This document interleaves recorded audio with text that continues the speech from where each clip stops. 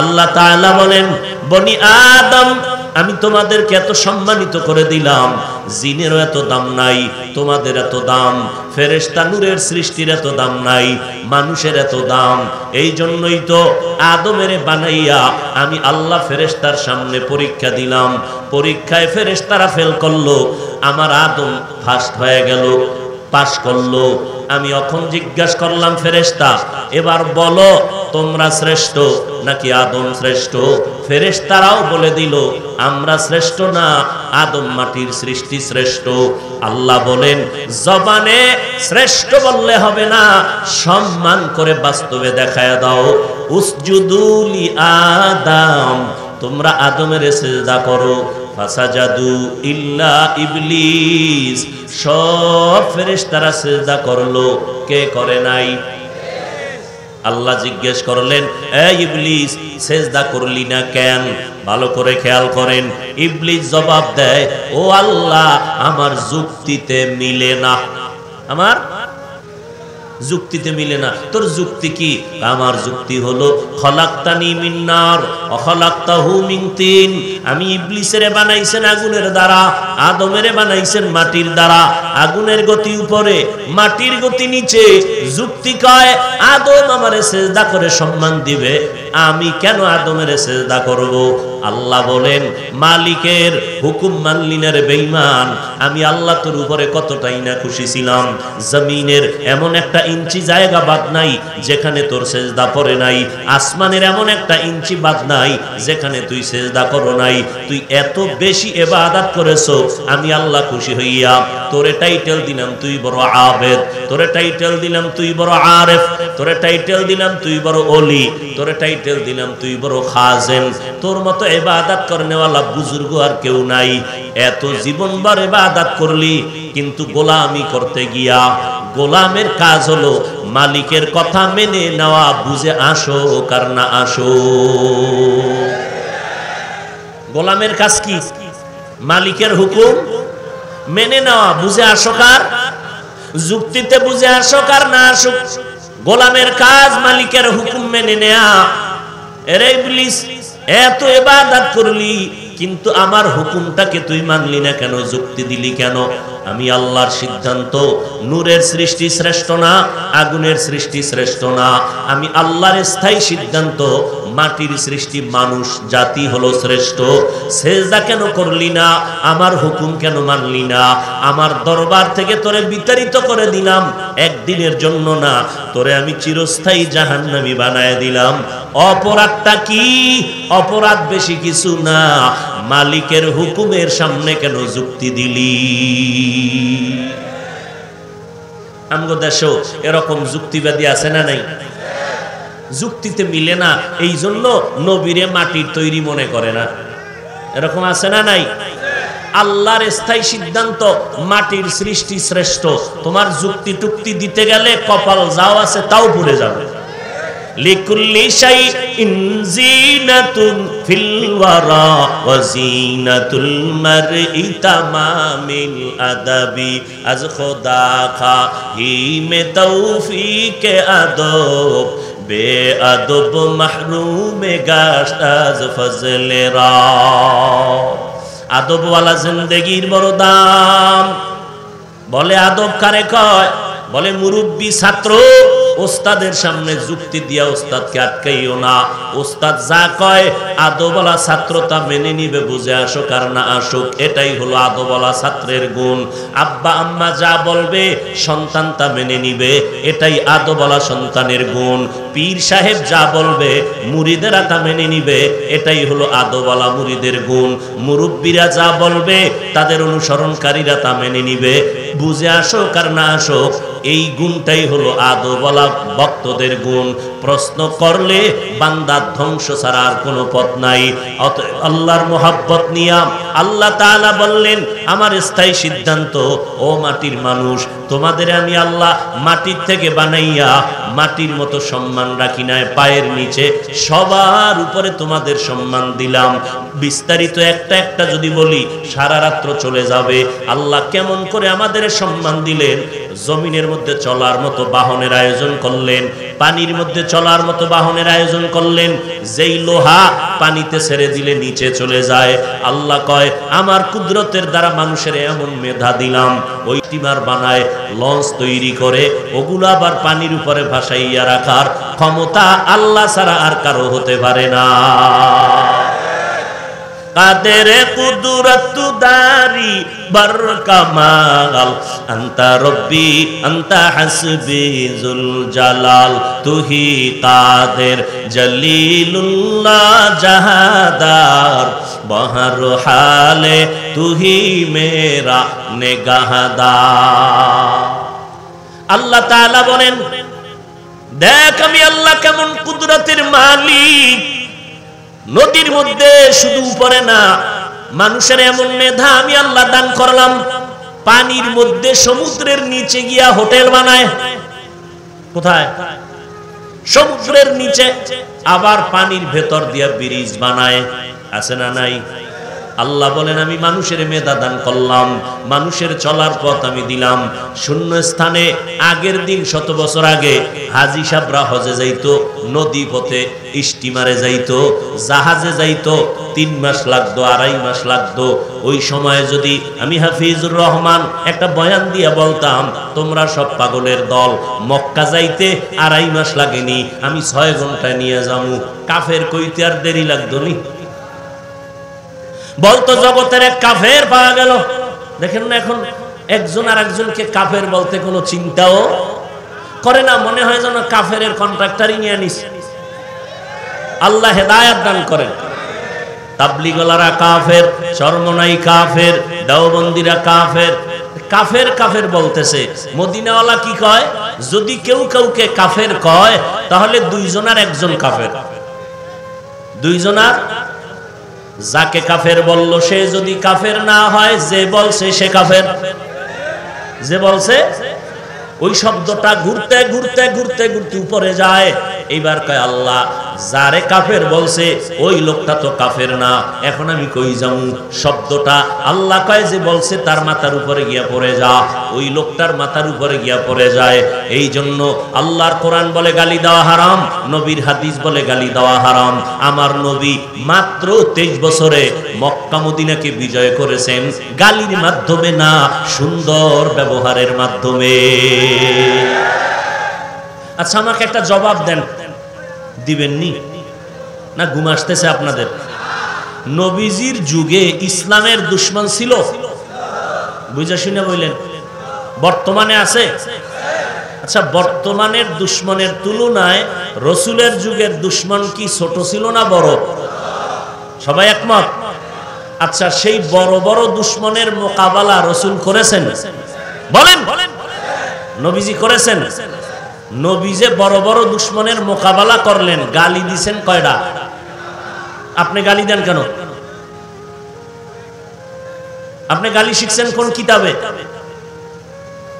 এত ভাব কেন ভেতরে? একটা আঙ্গুল উঁচা করে বললেন তুমি খারাপ, নিচে তাকায় দেখো 3 আঙ্গুল নিচের থেকে আমাকে বলে আমি খারাপ। এইভাবে আঙ্গুল বাস করে দেখা যায় না? 1 আঙ্গুল আপনার দিকে, 3 আঙ্গুল কই? আমার দিকে।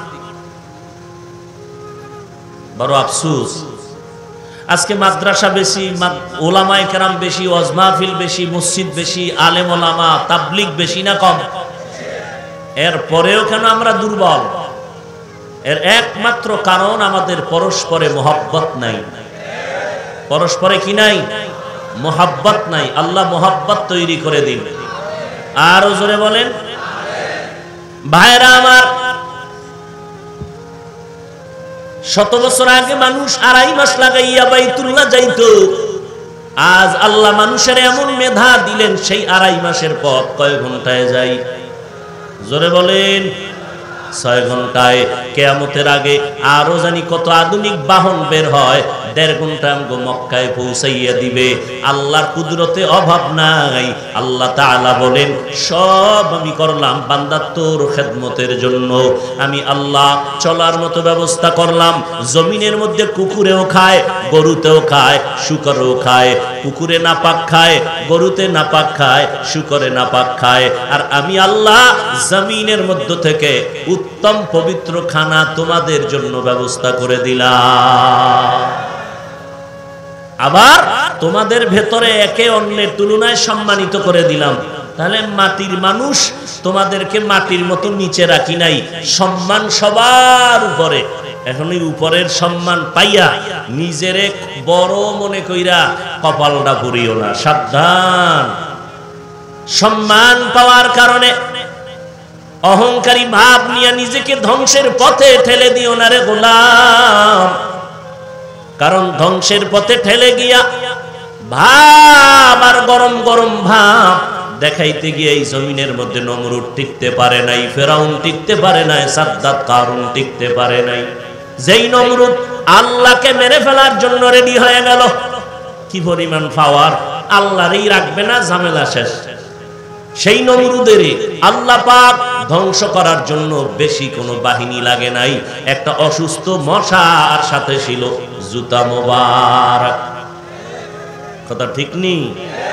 যেই ফেরাউন ফকিন্নির ভোলা, টাকা নাই পয়সা নাই, মিশরের জমিনে ক্ষেতের তরমুজ মাথায় নিয়ে মিশরের বাজারে বিক্রি করে, আটা না ওই সময়ের কিছু পয়সা পায় ফেরাউন।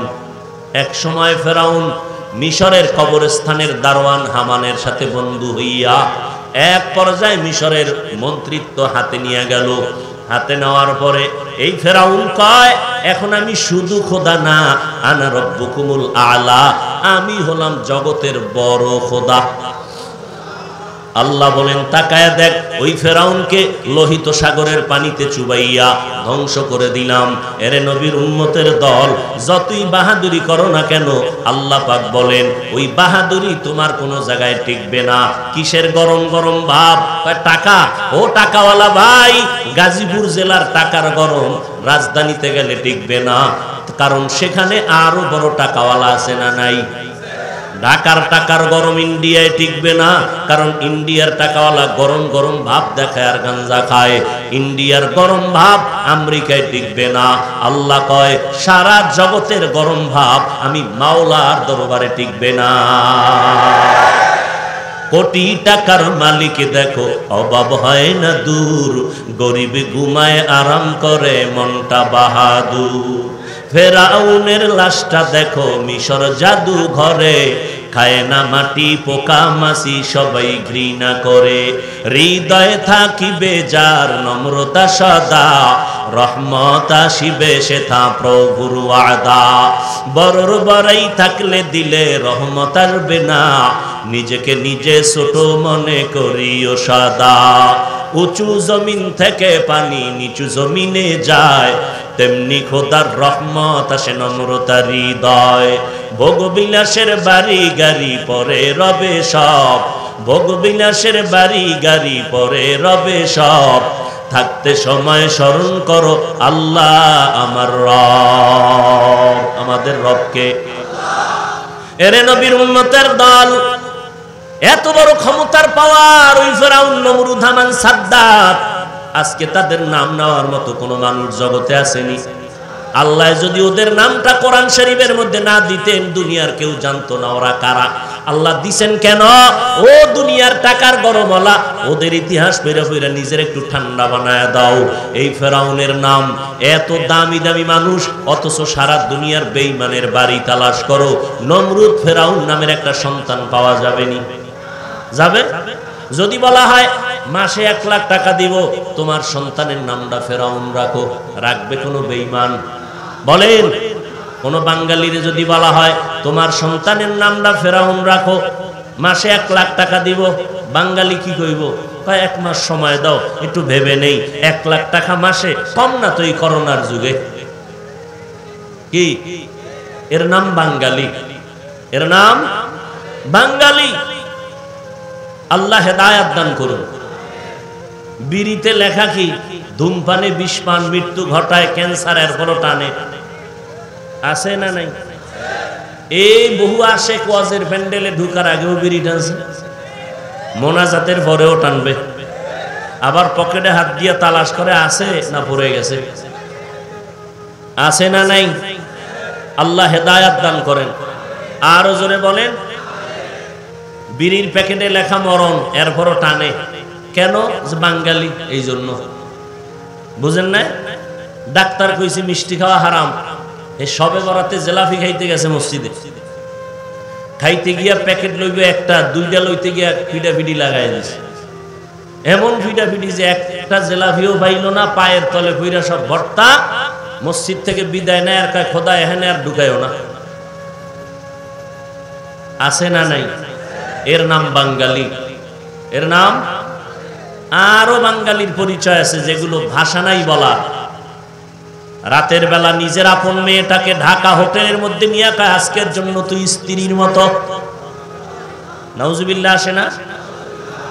এরে নবীরা আশেক, জামানা বহুত খারাপ, ইমান নিয়া মরবেন দূরের কথা, বেঁচে থাকা বড় কঠিন হয়ে গেল। আমার কন্যাটারে যদি বলি আম্মা জান একটু ওড়নাটা টাইনা দে, মাইয়া যদি কয় আমারে জোর করবা না, তাহলে আমি বাবার অধিকার নাই জোর করে বলা। কেমন জামানা, কেমন জামানা আসলো।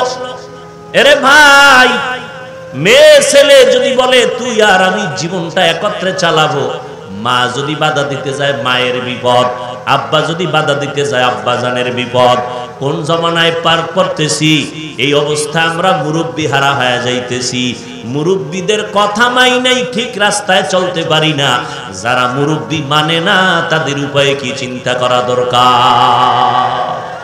এরে নবীরা আশেক, আল্লাহর নবীর উম্মতেরা, আল্লাহ পাক বলেন মিনহা খলাকনাকুম, ও মাটির মানুষ, তোমাদের মাটির থেকে সৃষ্টি করে সম্মান অনেক উপরে দিলাম, তবে উপরের সম্মান নিয়া যদি ধরে রাখতে না পারো বিপদ, আর যদি ধরে রাখতে চাও গরম গরম ভাবটারে দুর্বল করে দাও। এলেমের গরম, টাকার গরম, ক্ষমতার গরম যতই দেখাই না কেন, আমি যদি মনে মনে ভাবি আমার মতো বড় বক্তা বাংলাদেশে কেউ নাই, আল্লাহর বান্দাকে আল্লাহ বুঝাবে, এই বান্দা তুই কিসের বক্তা? এই জমিনে খতিবে আজম সিদ্দিক আহমদ রহমাতুল্লাহ আলাইহি এত বড় আল্লাহওয়ালা চেয়ারের মধ্যে বসিয়া নাহমাদুহু বলা শুরু করলেই ময়দানের মধ্যে কান্না শুরু হয়ে যেত। বয়ান করত আধা ঘন্টা, ময়দানের মানুষ তওবা করে বিদায় নিত। আর 12টা মাস ফজরের পরে, জোহরের পরে, আসরের পরে, মাগরিবের পরে সারা রাত চিল্লাইয়া বয়ান করে করে পায়ে ধরে ধরে বয়ান করি। ভাইজানেরা টুপি পরেন, নামাজ পড়েন, বয়ান কইরা তো এই কথা বলি না, চরমনাই না গেলে গুনাহ হবে একবারও বলি না, তাবলিগে না গেলে গুনাহ হবে একবারও বলি না, কওমি মাদ্রাসায় না পড়লে গুনাহ হবে একবারও বলি না, দেওবন্দীদের কাছে না গেলে গুনাহ হবে তাও বলি না। কি বলি? সব বলার স্লোগান হলো দুইটা, জীবনে যতদিন থাকবো গোলামি করব আল্লাহর, আর আদর্শ মানব মদিনাওয়ালা। গোলামি করব আল্লাহর, আদর্শ মানব মদিনাওয়ালার। আর কোন নেতার আদর্শ মানি না, কোন মুরব্বীর আদর্শ মানি না।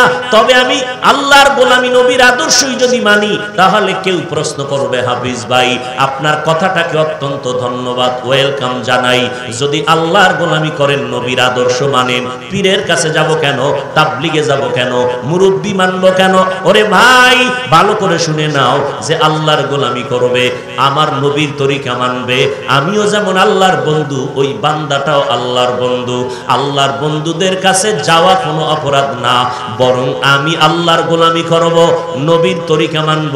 আমি আলেম হইয়া যাব কেন? একজন আল্লাহওয়ালার কাছে যাওয়ার মানে হইল আমি তো ইলম শিখলাম, কোরআন হাদিস পড়তে জানি, আমার তো আলেমের আল্লাহওয়ালার কাছে যাওয়ার দরকার পড়ে না। আমি তো কোরআন হাদিস পইরা পইরা আল্লাহর গোলামি, নবীর তরিকা মানতে পারি। আমি আলেম হইয়াও কেন মুরব্বির কাছে যাই? তার একটা কারণ কারণ হলো আমি হাফিজুর রহমানের জিহ্বাটা ওই পরিমাণ পবিত্র না, আল্লাহওয়ালার জিহ্বাটা যেই পরিমাণ পবিত্র, আমার চক্ষু দুইটা ওই পরিমাণ পবিত্র না, আল্লাহওয়ালার চোখ দুইটা যেই পরিমাণ পবিত্র, আমার হাত ওই পরিমাণ পবিত্র না, আল্লাহওয়ালাদের হাতটা যেই পরিমাণ পবিত্র।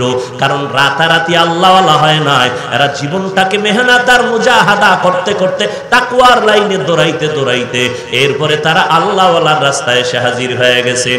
আমি হাজারবার মোনাজাত করি, চোখে পানি আসে না, আর আল্লাহওয়ালা একটু তাকাইলেই চোখে পানি আসে, তার বয়ান শুনলে পানি আসে, আর আমি বয়ান করি মানুষের চোখে পানি আসে না, আমি নিজেও কাঁদতে পারি না, মোনাজাতে আমার কান্না নাই, মানুষ কি কাঁদবে?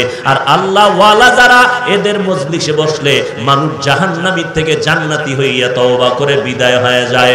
আমি আলেম এই জন্য আল্লাহওয়ালার কাছে যাই। গেল আমার প্রশ্ন, এবার আপনারা কেন যাবেন? আপনাদের যাওয়া শুধু কেন না, আপনাদের যাওয়া তো ওয়াজিব। কারণ আপনি কোরআনের আরবি পড়তে পারেন না, হাদিসের আরবি বুঝেন না, এখন যদি আল্লাহর গোলামি করতে চান, নবীর সুন্নাত মানতে চান, আপনি তো বুঝেন না, জানেনও না। আল্লাহ কয় যারা জানে এদের কাছে চলে যাও। কারা জানে? আল্লাহ কোরআনে বলেন এরা হলো আহলে হক, উলামায়ে কেরাম। এদের কাছে যাইয়া এরপরে তুমি কোরআন হাদিস অনুযায়ী শিখিয়া নবীর তরিকার উপরে আমল করো। অতএব আমরা পীরের কাছে গেল আমগো সমস্যা নাই, কারণ আমরা পীরের গোলামি করি না, গোলামি করি আল্লাহর। আমরা তাবলিগে গেলে সমস্যা নাই, কারণ আমরা তাবলিগের গোলামি করি না, গোলামি করি আল্লাহর। তাবলিগে কেন যাই? নবীর রাস্তা চিনি না, সুন্নাত চিনি না, চিনার জন্য যাই। আল্লাহর পথ চিনি না, চিনার জন্য যাই। এতটুকু বলার পরেও যারা প্রশ্ন করবে, এরাই হলো ইসলামের নামে মুনাফিক, ইহুদির দালাল। ভাইরা আমার, আল্লাহ পাক রব্বুল আলামিন বলেন, রে গোলাম, মাটির সৃষ্টি তোমাকে বানাইয়া সম্মান দিলাম, তবে গরম ভাব দেখাইও না। কিসের গরম? এলেমের গরম না। সাহাবায়ে কেরামের এলেম কত বেশি ছিল। আবু বকর, ওমর, ওসমান, আলী, এত এলেম, এরপরও তারা জীবনভর কান্না করেছেন। আমলেরও দুর্বলতা নাই, ইখলাস আর তাকওয়ার দুর্বলতা নাই। এত আমল আর ইখলাস নিয়া সারা রাত আবু বকর নামাজে কান্নার আওয়াজ, ওমরে ফারুকের কান্নার আওয়াজ, ওসমান রাদিয়াল্লাহু তাআলা আনহুর কান্নার আওয়াজ। আম্মা জান আয়েশা রাদিয়াল্লাহু আনহা বলেন, ওরে আবু বকর কেন, ওমর কেন, ওসমান কেন, আলী কেন? আমার নবী, যে নবীর কোনো গুনাহ নাই, ওই নবী আমি আয়েশার হুজরায় বসে বসে কান্না করেন। আমি একদিন আমার নবীরে জিজ্ঞাসা করলাম, ও নবী, আপনি কেন আমার হুজরায় বসে কান্না করেন? আমি আয়েশা কোনো বেয়াদবি করছি নাকি বলেন? আম্মা জান আয়েশার প্রশ্নের জবাবে নবী কান্না করে বলেন, আয়েশা, তুমি কোনো বেয়াদবি করো নাই, কিন্তু আমি কান্নার কারণ, একমাত্র কারণ হাসরের ময়দানের ভয়ঙ্কর অবস্থা আমার অন্তরে আসছে, এই জন্য কান্না করি। কারণ হাসরের ময়দানটা এত বড় কঠিন হবে, এই জমিনটা হবে হাসরের মাঠ, সিরিয়ার জমিন হবে আল্লাহর বিচারালয়, আদালত। আল্লাহ তাআলা আদালতটা কায়েম করিয়া এরপরে আল্লাহ পাক রাগান্বিত আওয়াজ দিয়া একটা সাইনবোর্ড লাগায় বলবেন, লিমানিল মুলকুল ইয়াউম লিল্লাহিল ওয়াহিদিল কাহ্হার। ও আয়েশা, ওই দিন আল্লাহ পাকের এত রাগ, এত রাগ, আল্লাহর রাগান্বিত আওয়াজ। ওদিকে সূর্যটা থাকবে উপরে, আল্লাহ বলবে, নিচে নেমে আয় সূর্য, তোর যত মুখ উপরে আছে নিচের দিকে করে দে, সূর্যের যত তাপ আছে জমিনে ছেড়ে দাও। সূর্যের তাপে জমিনটা তামা হয়ে যাবে, মানুষের মাথার মগজগুলো ভাতের মারের মতো ফুটবে, পায়খানার রাস্তা দিয়া পেটের গলিত নারী বুড়িগুলো পড়ে যাবে। ওদিকে জাহান্নামের আওয়াজ। মায়ার নবী বলেন, আয়েশা, সমস্ত নারী পুরুষ থাকবে উলঙ্গ ওই হাসরের মাঠে।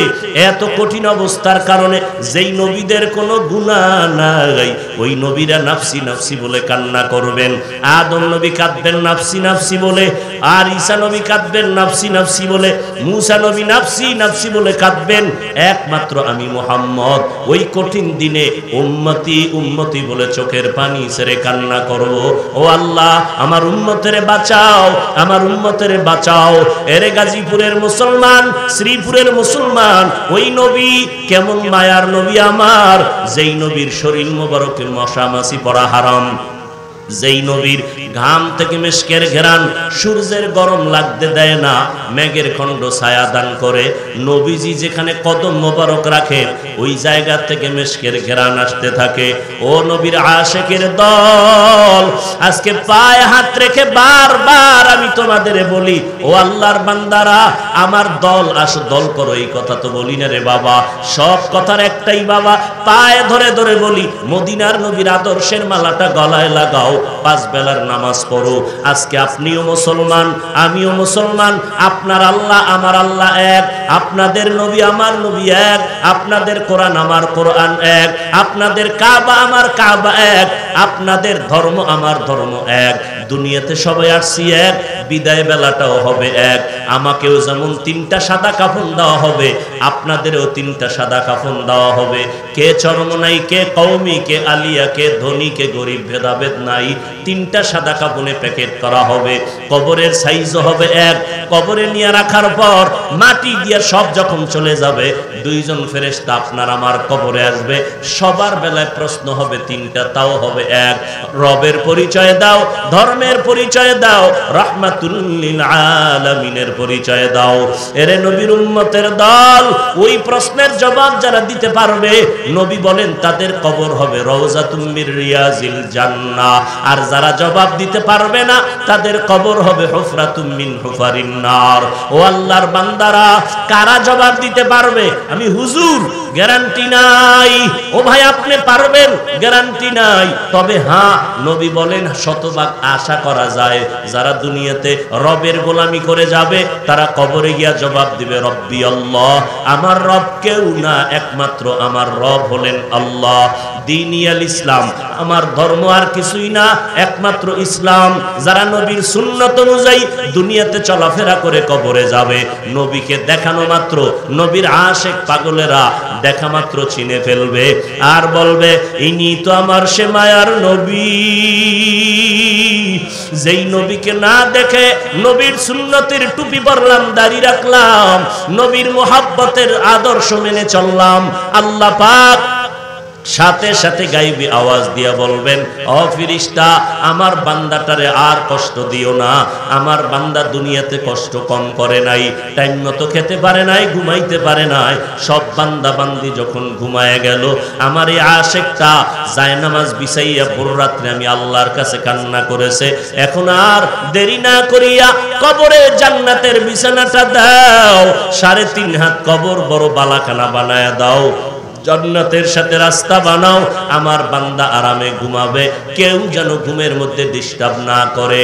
ও এলাকার মা বোনেরা, ও পর্দার আড়ালের আম্মা জান, ও বৃদ্ধ বাবাজি, ও কলিজার টুকরা যুবকেরা, আল্লাহর কোরআনটা কি মিথ্যা মনে করেছো? নবীর কথাগুলো কি মিথ্যা মনে করেছো? 1 জন 2 জন 3 জন যদি বলে সন্দেহ করা যায়।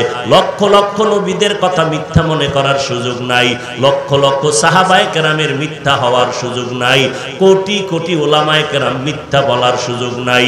এরে নবীর উম্মতের দল, ওই কোরআন সত্য, নবীর কথা সত্য।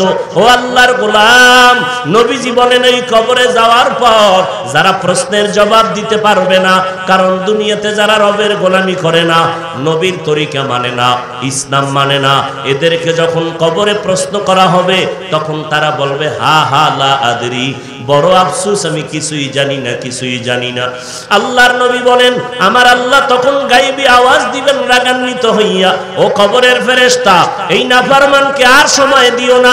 আমি আল্লাহ দুনিয়াতে কম সময় দেই নাই, আমার দেওয়া পানি, বাতাস, সূর্যের আলো, চাঁদের আলো, জমিনের ফসল, গাছের ফল, নদীর মাছ খাইয়া এত বড় নিমক হারাম, একবারও আলহামদুলিল্লাহ বলে নাই। ওলামায়ে কেরাম পায়ে ধরে ধরে নামাজের দাওয়াত দিত, এক বেলার নামাজও ঠিক মতো আদায় করে নাই। এখন আর দেরি নাই, কবরের মধ্যে জাহান্নামের বিছানাটা বিছাইয়া দাও, জাহান্নামের সাথে রাস্তা বানায় দাও। কবরে জাহান্নামের আগুন একটা না দুইটা না 70 থেকে 99টা সাপ। আল্লাহর নবী বলেন, আমার আল্লাহ রাগান্বিত হইয়া কবরের মাটিকে ডেকে বলবেন, রে কবরের মাটি, এই গুনাহগারকে দুই পার্শ্ব থেকে জোরে জোরে চাপ দাও। এত জোরে চাপ দিবে পাজরের হাড়গুলো চুরমার হয়ে যাবে। এরে যুবক, ওই কবরের একটা সেকেন্ডের আযাব সহ্য করার ক্ষমতা তোমার আমার কারো নাই।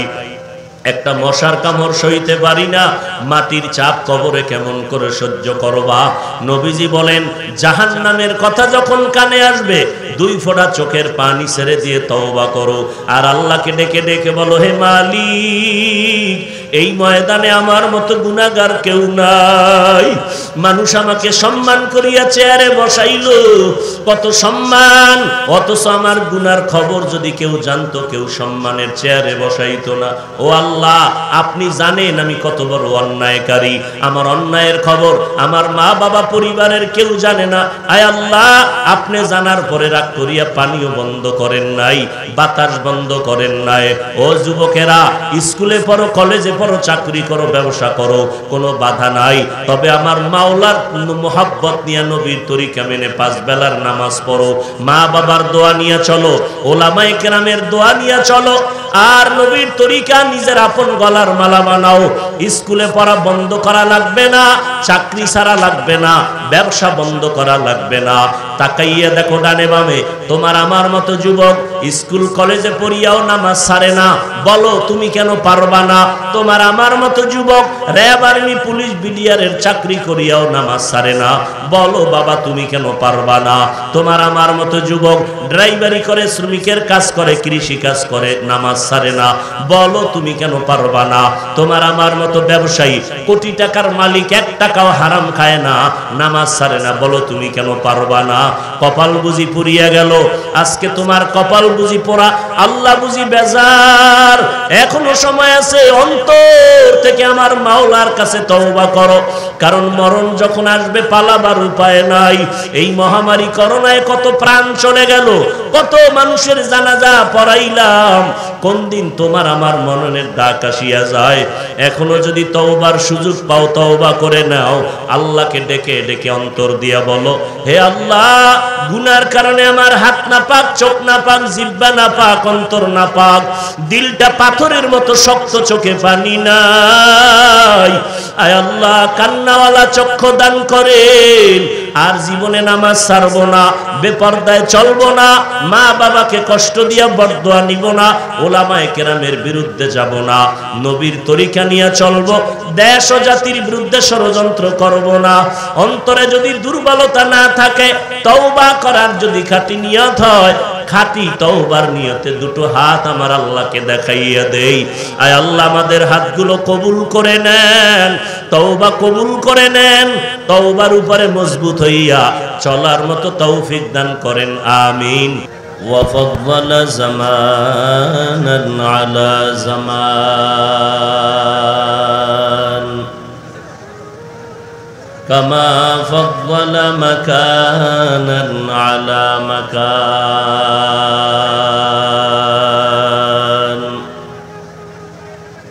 وإنسانا على إنسان ونشهد أن لا إله إلا الله وحده لا شريك له لا ضد له ولا ند له ولا مثل له ونشهد أن سيدنا وسندنا وحبيب ربنا وطبيبنا وطبيب قلوبنا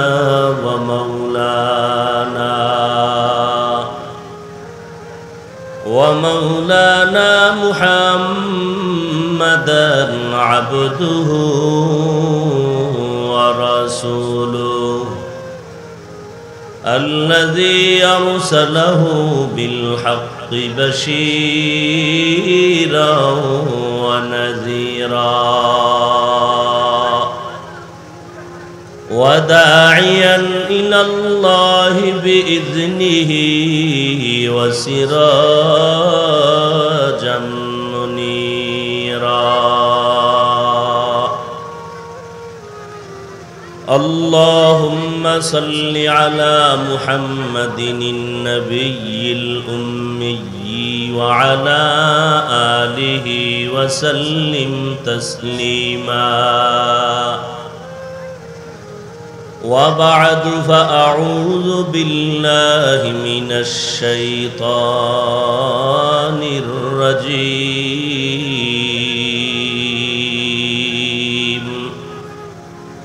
بسم الله الرحمن الرحيم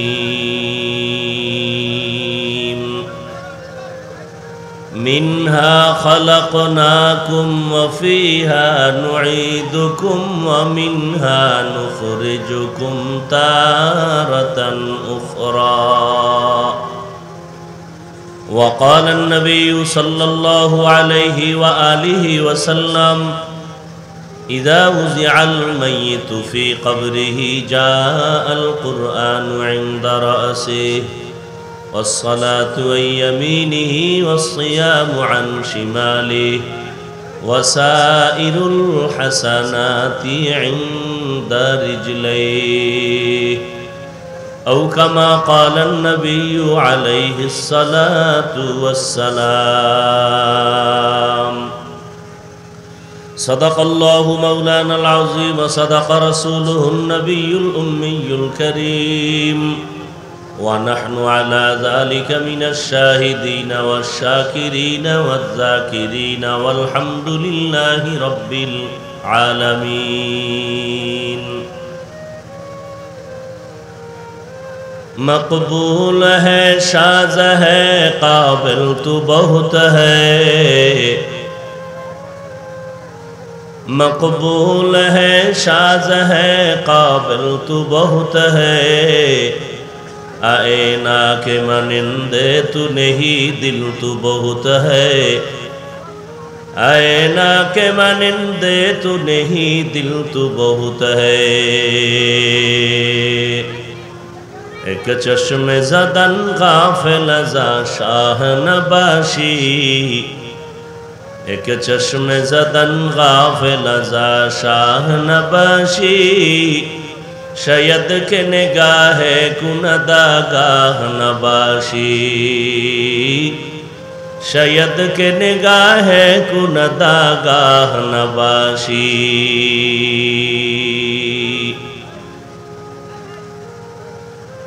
ऐ बंदा खुदा चाहोगार उनके मुलाकात ऐ बंदा खुदा चाहोगार उनके मुलाकात जल्दी से अब बैठे सुनो हजरत के नसीहत जल्दी से अब बैठे सुनो हजरत के नसीहत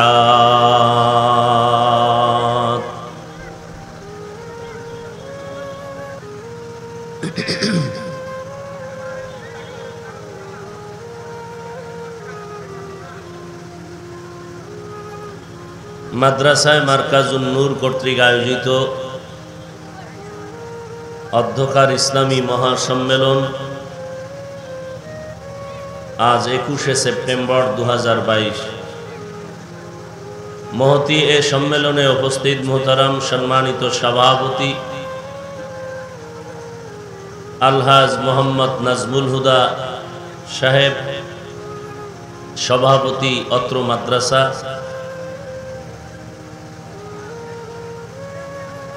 प्रधान अतिथि विशेष अतिथि बृंद हजरत उलामाए केराम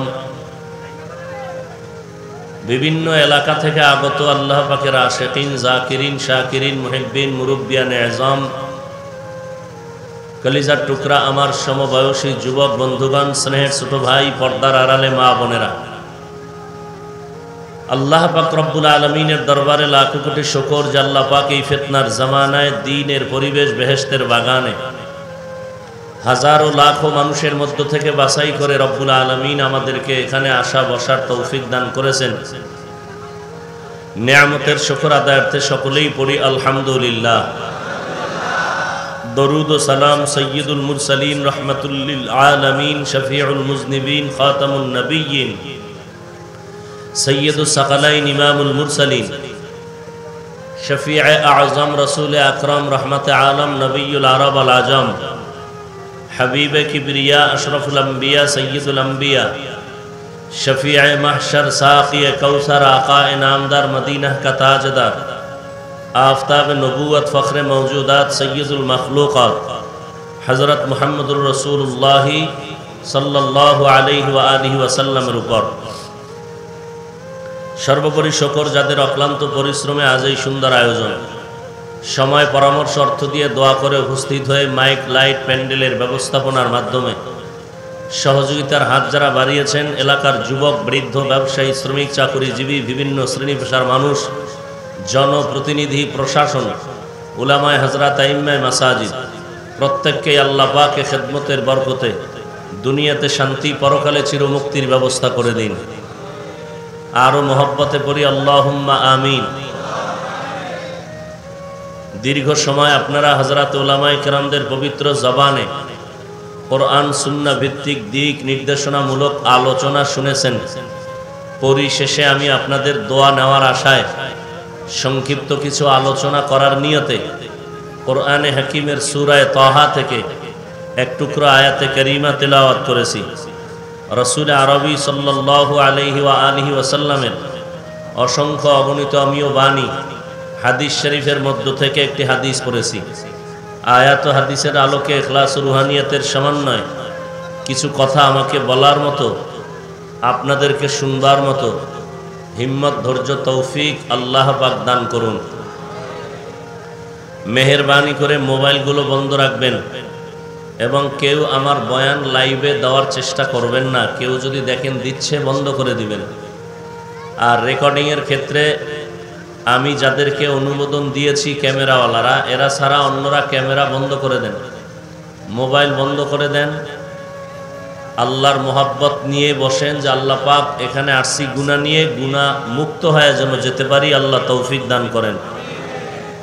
মিনহা খলাকনাকুম, আল্লাহ বলেন হে জগতের মানুষ, তোমাদেরকে আমি আল্লাহ মাটির থেকে সৃষ্টি করেছি।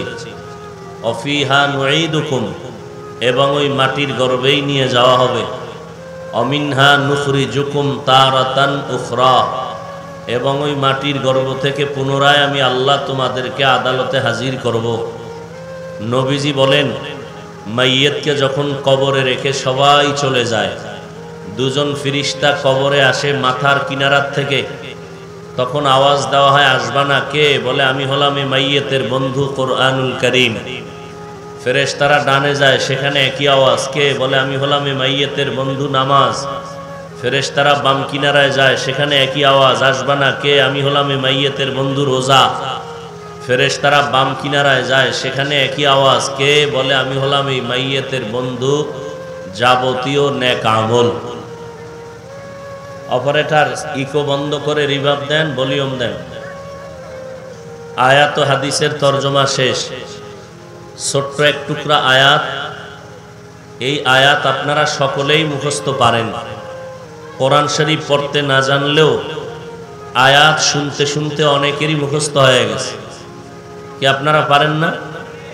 কোন সময় পরে আয়াতটা বলতে পারবেন? হ্যাঁ, মানুষের শেষ বিদায়ের আওয়াজ। মিনহা খালাকনাকুম ওয়া ফিহা নুঈদুকুম ওয়া মিনহা নুখরিজুকুম তারাতান উখরা। শেষ বিদায়ের আওয়াজ। আয়াত ছোট, কিন্তু এর ভেতরে মর্মার্থ অনেক বিশাল। তিনটা বিষয় এখানে আলোচনা। প্রথম হলো মিনহা খালাকনাকুম, সৃষ্টির রহস্য নিয়ে আলোচনা। দ্বিতীয় হলো অফিহা নুঈদুকুম, আলমে বরজাক তথা কবর জগৎ নিয়ে আলোচনা। তৃতীয় অমিনহা নুখরিজুকুম তারাতান উখরা, কিয়ামতের জগৎ নিয়ে আলোচনা। আমি শুধু সৃষ্টির উপরে কিছু আলোচনা করার চেষ্টা করব। যদি আপনারা ধৈর্যের সাথে বসেন, আল্লাহ আমাকে তৌফিক দান করেন, তাহলে কিছু কথা বলার চেষ্টা করব ইনশাআল্লাহ। আল্লাহ আমাদেরকে কবুল করেন। আরো মহব্বতে বলেন। আল্লাহ বলেন, আমি তোমাদেরকে মিনহা খালাকনাকুম, সৃষ্টি করেছি মিনাত তুরাব, মাটির থেকে। তোমাদেরকে বলতে মানব জাতি যারা তোমরা। এখন আল্লাহ তাআলা তো আদমকে মাটির থেকে বানাইলেন ডাইরেক্ট, আমাদেরকে তো ডাইরেক্ট মাটির থেকে বানান নাই। এমনকি আম্মাজান হাওয়া আলাইহাস সালামকেও ডাইরেক্ট মাটির থেকে বানান নাই। তাহলে তোমাদেরকে বলতে তো অনেক, হালাকে মাটির থেকে ডাইরেক্ট সৃষ্টি করেছেন আমার আল্লাহ একজনকে, তিনি আদম। তাহলে তোমাদেরকে বললেন কেন? এলো প্রশ্ন। অন্য আয়াতে আবার আল্লাহ বলেন, তোমাদেরকে আমি সৃষ্টি করেছি নাপাক পানির থেকে। হাল আতা আলাল ইনসানি হিনুম মিনাদ দাহরি লাম ইয়াকুন শাইআম মাযকুরা ইন্না খালাকনাল ইনসানা মিন নুতফাতিন আমশাজিন নাবতালি ফাজআলনাহু সামিআম বাসীরা। মানুষ ছিলা তোমরা অস্তিত্বহীন, আমি আল্লাহ নাপাক পানির মাধ্যমে তোমাদেরকে অস্তিত্বে এনে দিলাম। অপারেটর নাই, ইকো বন্ধ করে রিভাব দেন, সাউন্ড বাড়ান। আল্লাহ অন্য আয়াতে বলেন, আমি মানুষ সৃষ্টি করেছি জমাট রক্ত থেকে। ইকরা বিসমি রাব্বিকাল্লাযী খালাক খালাকাল ইনসানা মিন আলাক। আল্লাহ বলেন, হে নবী আপনি পড়েন আপনার রবের নামে, যিনি স্রষ্টা এবং যিনি সৃষ্টি করলেন ইনসানকে জমাট রক্ত থেকে। তাহলে সৃষ্টির ব্যাপারে তিন কথা, মাটির থেকে, রক্ত থেকে, নাপাক পানির থেকে। এই তিন কথার আসল কথা মাটির থেকে। আসল কথা কি সবাই বলেন?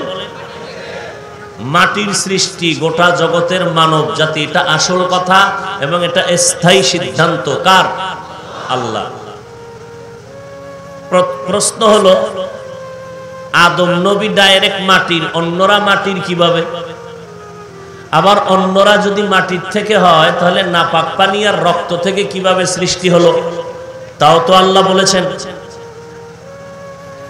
এর জবাব আল্লাহ বলেন, ডাইরেক্ট তোমাদেরকে আদমকে বানাইছি মাটির থেকে, আদমের স্ত্রী হাওয়াকে বানাইছি আদম থেকে, আর দুইজনার সংমিশ্রণে আমি দুইটা করে বছরে সন্তান দিতাম, একটা ছেলে একটা মেয়ে।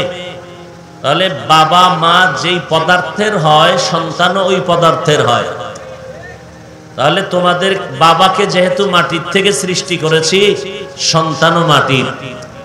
কথা বুঝেন? একটা জবাব গেল। দ্বিতীয় কথা হলো, মাটিরই যদি হয় তো নাপাক পানির থেকে, এর প্রশ্নের জবাব কি? বলে, হ্যাঁ নাপাক পানির থেকে তোমাদেরকে আমি সৃষ্টি করেছি, তবে সেখানেও মূল ধাতু, মূল পদার্থ মাটি। কেন? এই নাপাক পানিটাকে আমি আল্লাহ জমাট রক্ত বানাইছি। ওয়ালাকাদ খালাকনাল ইনসানা মিন সুলালাতিন মিন তিন সুম্মা জাআলনাহু নুতফাতান ফি ক্বারারিম মাকিন সুম্মা খালাকনান নুতফাতা আলাকাহ ফাখালাকনাল আলাকাতা মুদগাহ ফাখালাকনাল মুদগাতা ইযামা فكسونا العظام لحما ثم أنشأناه خلقا آخر ফাতাবারাকাল্লাহু আহসানুল খালিকিন।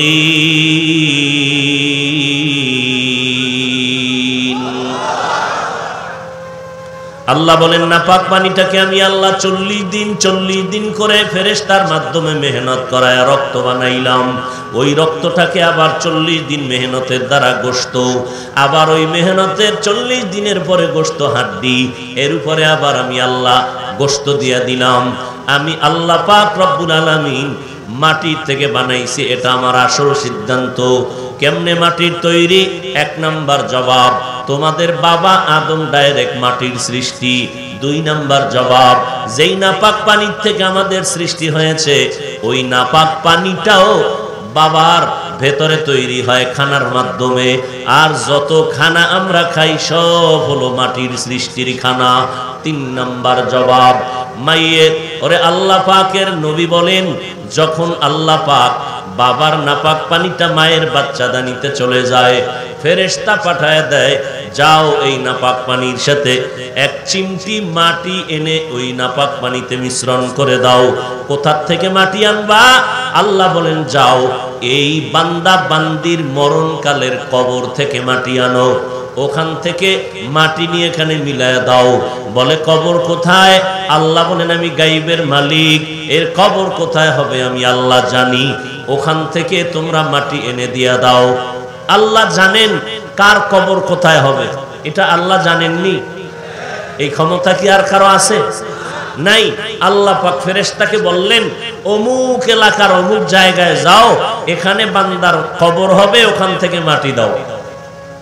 প্রশ্ন হলো, যেই মানুষগুলো পানিতে ধ্বংস হয়ে গেল, লাশের অস্তিত্ব নাই, আর যে মানুষ আগুনে পুড়ে গেল, এদেরও লাশের অস্তিত্ব নাই, তাহলে এদের লাশই নাই, কবর হবে কোথায়? আর কবর না থাকলে এদের মাটি আনবে কোথা থেকে? প্রশ্ন হয় কিনা? মুফাসসিরিনে কেরাম বলেন যে আল্লাহ পাক রব্বুল আলামিনকে তোমরা ফাঁকি দিয়া প্রশ্ন করে আটকায় দিবা। আল্লাহর কি জ্ঞান এতটাই দুর্বল? আল্লাহ জানেন না বান্দারা প্রশ্ন করবে? আল্লাহ পাক জবাব ঠিক করে রেখেছেন। মুফাসসিরিনে কেরাম বলেন, যেই মাইয়েত বা মানুষ, প্রত্যেকটা মানুষের ভেতরে পিঠের দিকে একটা সোজা হাড় আছে যেটাকে মেরুদণ্ড বলে। এই পিঠের মেরুদণ্ডের নিচের অংশে মার্বেলের মতো একটা গোড়া আছে। মানুষ আগুনে শেষ হয়ে যাক অথবা পানিতে পচে গলে নিঃশেষ হয়ে যাক, ওই হাড়ের নিচের যে গোড়া, এটা কখনোই ধ্বংস হবে না। তাহলে আগুনে পড়ুক আর পানিতে মরুক, ওই গোড়াটা কোনো না কোনো এক সময় গিয়া মাটির সাথে মিশবে, আর ওই স্থানটাই হবে তার কবর। আর ওখান থেকেই ইসরাফিল সিংহায় ফুৎকার দেওয়া মাত্র মানুষ এখন যেই হালাতে মরল সুরতে, ওখান থেকেই হাসরের ময়দানে উঠে দাঁড়াবে। তাহলে এতক্ষণ যুক্তি টুক্তি দিয়া আল্লাহ বান্দাদের কি বুঝাইতে চাইলেন? তোমরা মাটির সৃষ্টি। কিসের সৃষ্টি? আমরা মাটির সৃষ্টি। এখন প্রশ্ন, মাটি থাকে পায়ের নিচে, উপরে মারলেও নিচে যায়, মাটির গতি উপরে না নিচে? তাহলে নিচের মাটি দিয়ে আমাদের বানাইয়া আল্লাহ বলেন, তোদের মনটা বেজার করবি না রে গোলাম, কারণ আমি আল্লাহ তোর পায়ের নিচে মাটি, ওই মাটির থেকে বানাইয়া তোর সম্মানটা মাটির পায়ের নিচে রাখি নাই। আমি আল্লাহ তোর সম্মানটা এত উঁচু করে দিলাম, নূরের সৃষ্টিও এত দামি না, মাটির সৃষ্টি যত দামি, আগুনের সৃষ্টি জিনেরাও এত দামি না, আমি আল্লাহর আদালতে মাটির সৃষ্টির এত দাম।